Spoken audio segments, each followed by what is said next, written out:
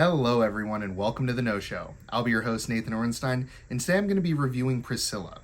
Priscilla is written and directed by Sofia Coppola and stars Caelee, Spaeny, and Elordi. It follows the life of Priscilla Presley from the time she meets and falls in love with Elvis as a teenager until the eventual end of their marriage.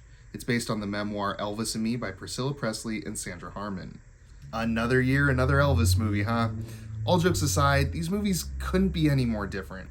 There's not really any point in comparing two unrelated films, but I bring it up because I don't want people going into this expecting more of Baz Luhrmann's Elvis. While that was the sensationalized retelling of Elvis's career, with his wife serving as a mere footnote in the film, Priscilla is the very toned-down story of the woman who tragically built her life around him. 2022's Elvis celebrates the king of rock and roll, while Priscilla doesn't shy away from showing some of his more unsavory qualities, specifically in the ways he treated Priscilla. If you're a diehard Elvis fan, this might not be the movie for you. Priscilla is a very straightforward, no-frills biopic. It's told from the perspective of Priscilla, so if Elvis is out on tour or filming a movie, we see what Priscilla is doing back at Graceland and how his absence affects her life.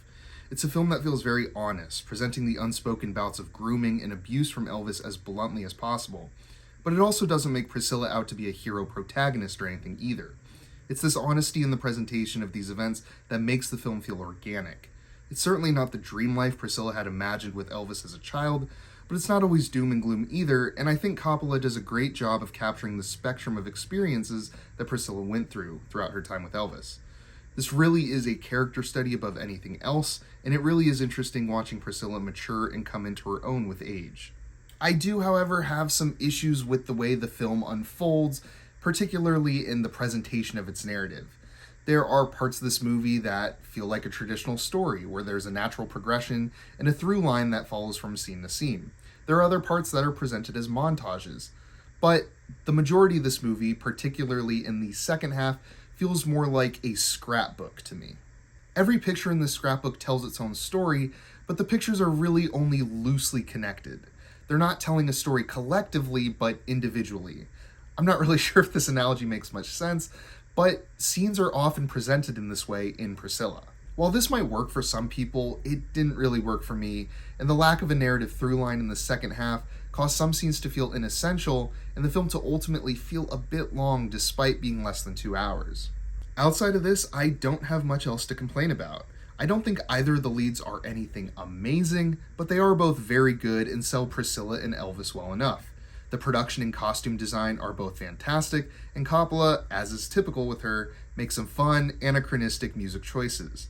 But most importantly, the film is generally pretty interesting and entertaining, which is really all you can ask for in a good biopic.